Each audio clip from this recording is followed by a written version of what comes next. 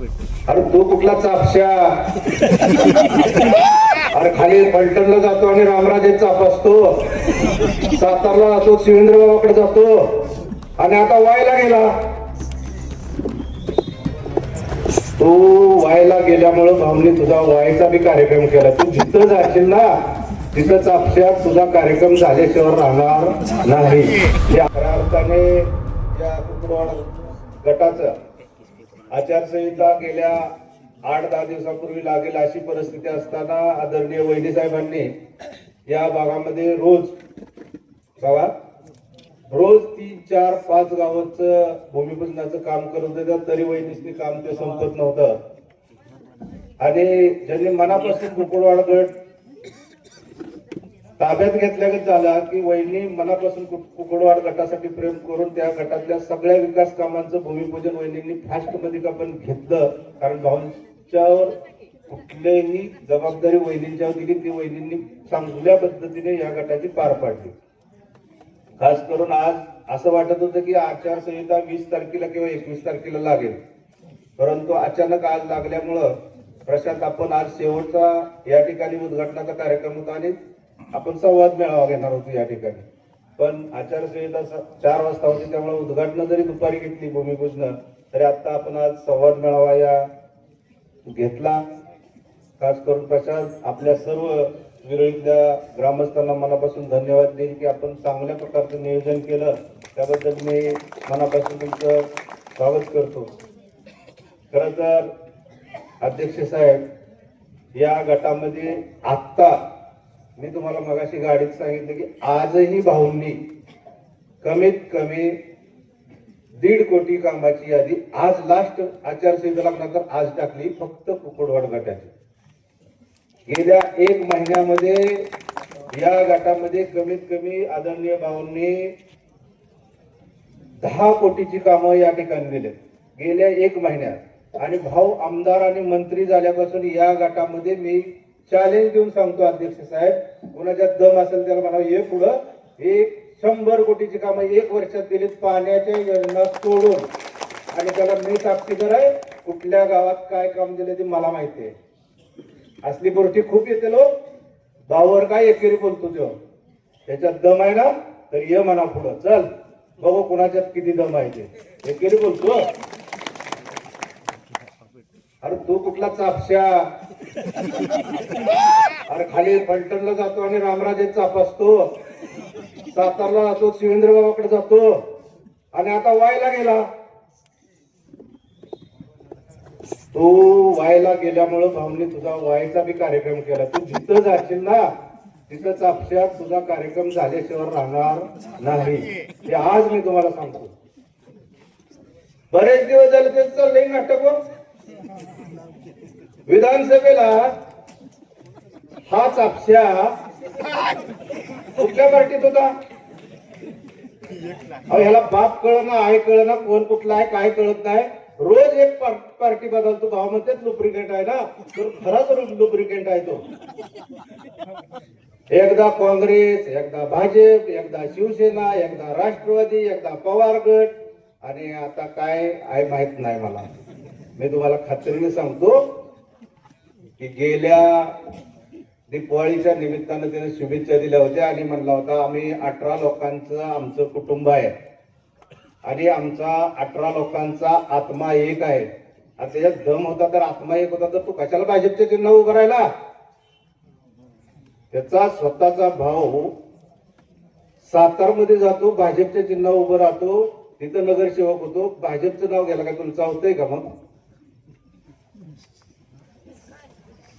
अतिशय लबाड, अतिशय डोंगी आणि लोकांना फसवणार. रोज एक काहीतरी वेगळं सांग. काल 10 लाखाचं का उद्घाटन घेतलं. अरे 10 कोटीचं माझ्या वहिनीनं आज उद्घाटन घेतलं. आज तू काय सांगतो? तुम्हाला एक सांगतो, जो माणूस भाऊंच्या बोलला ना त्याला आम्ही सोडणार नाही. कुठलीही किंमत मोजायला लागू द्या. तो काय बोलतो भावावर एकेरी? अरे आम्ही आहे की अजून समोर त्याला.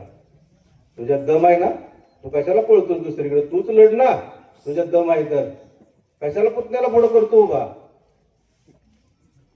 मी तुम्हाला आज सांगतो की तो इतका लबाड आहे ना आज म्हणणार मी टेंबूचं पाणी आणलं अध्यक्ष, उद्या म्हणणार मी ही आणलं, खासदाराचं नाव लावलं, आमदाराचं नाव लावलं. काही नाही हे करत. ते दुसऱ्याचं फक्त वाजवायचं, टमकं वाजवायचं काम त्याच्याकडे आहे, दुसरं काय नाही. पिपाने तर जाऊ द्या, पण असे बरेच त्यानं हे केलेलं आहे. बँकेत लावतो, कुर्ला नागरिक लावतो, अमक्यात लावतो. आता तुझ्या बापाच्या गिऱ्हावी लावतो. म्हणजे बँक ही सर्वसामान्य शेतकऱ्याची आहे. सर्वसामान्य शेतकरी त्या बँकेचा सभासद आहे. अरे तू लय बोललाय आमच्या, बोलला ना कोरोनाच्या काळात भावावर बोलला. अरे तू स्वतःच्या आईवर, आईच्या नावावर महाबळेश्वरवाडीच्या ताई सांगा सोसायटीमध्ये कर्ज काढून त्याचं जे पैसे मिळवून घेतलं तेव्हा तुझी आई होती. मला एवढं बोलायचं नव्हतं, पण खरं सांगतो तू भावावर खूप बोलला. मड्याच्या टाळूवरचं लोणी खाल्लं म्हणला ना. अरे तू सांग ना जाहीर, तू नाही घेतलं म्हणून अनुदान.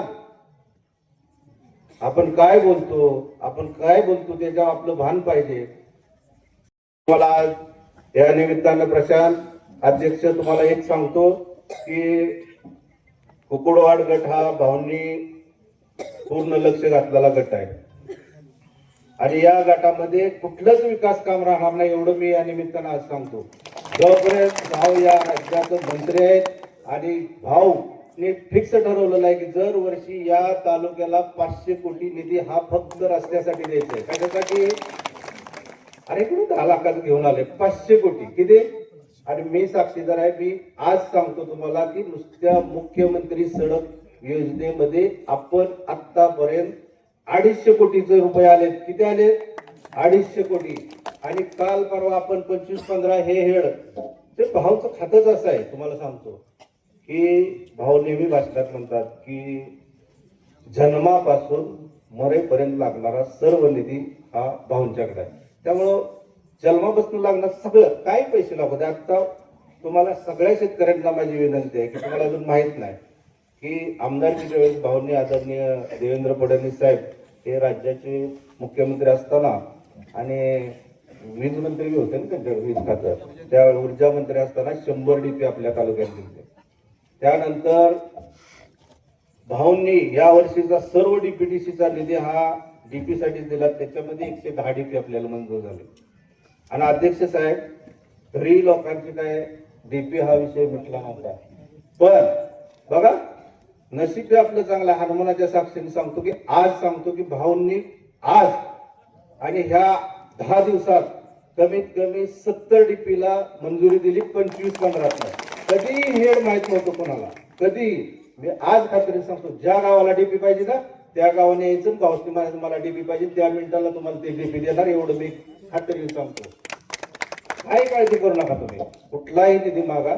मला बी शंका वाटत होती. मी DP म्हणले की मी थोडस माघार घ्यायचो आणि ती बसणार नाही. मी खोटं बोलत नाही. मी खरंच माझं हनुमाना शपथ सांगतो की मी खोटं नाही बोलत. राजकारणात काय व्हायचं ते होत.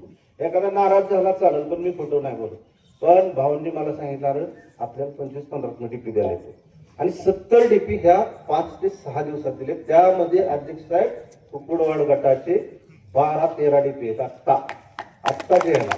त्यामुळे विकासाची चिंता सोडा तुम्ही. उमेदवार कोण आहे हा विषय सोडा. उमेदवार हा भारतीय जनता पार्टीचा आदरणीय भाऊंचा आणि कमळ चिन्हाचा असेल. एवढंच मी या निमित्तानं तुम्हाला सांगतो. आजची गोष्टी भरपूर येतील. तुम्ही फक्त सावध राहा. त्याला काय ते लक्ष्मी काय म्हणता तुम्ही लक्ष्मीपुत्र कसला पुत्र आहे म्हणला. असू दे त्याला कसला पुत्र आहे. आपलं भाव चिचून घेऊन आलेलं नाही तर त्यामुळे तुम्ही काळजी करू नका.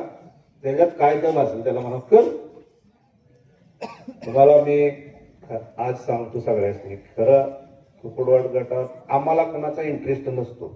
इथला सर्वसामान्य माणूस हा भावावर प्रेम करतो आणि रात्रंदिवस साधी लोक या गावाचे पार्टी प्रमुख झाले अध्यक्ष साहेब बरोबर ना. आणि या लोकांनी रोज आमच्याकडे असतात. एवढ्या लांब 70 किलोमीटरवरून एवढ्या लांब येऊन पण लोकांची भाऊ सेवा करतात आणि या गटावर खरंच मनापासून भाऊंचं प्रेम आहे. त्यानंतर अध्यक्ष साहेब तो काय परवा म्हणला की आपल्या आजोबाने सांगितलं की रोपट आपल्या परड्यात लावायचं असतं आणि त्याचं फळही आपण खायचं. अरे तू काय आम्हाला काय मूर्ख समजतो का? तू कशाला जप मारा गेलता गोंदवली गटात रोपट लावायला? तुझा भाऊ कशाला गेला 7 रोपट लावायला? मग अरे आपण बोलतो आपण काय करतो त्याच्या अगोदर आपला विचार कर की बाबा तू कुठं होता, तू कुठं काय बोलतो, तुझं गावची तळी वाजव तिकडे पितळी म्हणावं, नको इथं हे करायला आला सांगायला. जाऊ द्या, आज काय जास्त घेत नाही सचिन शेठ, त्याचं बघू आपण, तुम्ही टेन्शन घेऊ नका. आदरणीय वहिनी म्हणते आज काय झाले काय माहित नाही, पण मी नाही बोलत खरं, पण मला आज माझं खूपच हे झालं. जाऊ द्या, आमच्या मेहनत आहे, मेहनताईला फोन केला, 10 फोन केले तिला विचारा की मेहनताई आपण येतलाय, बाहेरच नको आतलंच पाहिजे, असंच करू. अरे तू लढ ना, पुतण्याला कशाला उभा करते, तू लढ. जाऊ द्या, ते काय असेल. मी तुम्हाला एकच सांगतो की अतिशय चांगला प्रशांत या गटाचा कार्यक्रम घेतला. इलेक्शन लागले, आचारसंहिता लागली, येणाऱ्या 5 तारखेला मतदान आहे. बऱ्याच लोकांचं या भागातलं कुलदैवत आणि हे आपले माया कठीण आहे आणि बरेच लोकांचे यात्रेचा दिवसच 5 तारखेचा आहे. पण मी सगळ्यांना विनंती करतो की 3-4 तारखेला सगळ्यांनी जावा, यात्रा करा. देवी आपली नवसाची देवी आहे, सगळ्याला पावणारी देवी आहे. तुम्ही जावा, पण 5 तारखेला मतदानाला सगळ्यांनी हजर राहायचंय. सगळ्यांनी जागृत राहावा. पुढची पार्टी काय करत, गोड बोलल, फोन करल, फोनवर लय जोर आहे सध्या त्याचा, प्रत्येकाला फोन करतो. भास्कर शेठ कस काय चालले, हो हो हो, बबन दादा कस काय, अरे ही काय रोज त्याचं फोन फोन फोन फक्त एवढंच आहे. एवढेच दिवस, किती दिवस अजून, 5 तारखेपर्यंत. परत ते फोन नसतो काय नसतो, ते डायरेक्ट सातारा इकडं. जाऊ द्या, तर आपण सगळ्यांनी सावध राहा. आम्हाला प्रशांतजी आपण या ठिकाणी बोलवलं, आमचा हेतूची तसा सन्मान केला, त्याबद्दल मी तुमचं संयोजकाचं मनापासून आभार मानतो. आणि आम्हाला या ठिकाणी माझे 2 शब्द संपवतो. जय हिंद, जय महाराष्ट्र. अशाच नवनवीन अपडेटसाठी आमच्या खबर गावाकडची या चॅनेलला सबस्क्राईब करा. आमचे व्हिडिओ लाईक करा आणि शेअर करा. धन्यवाद.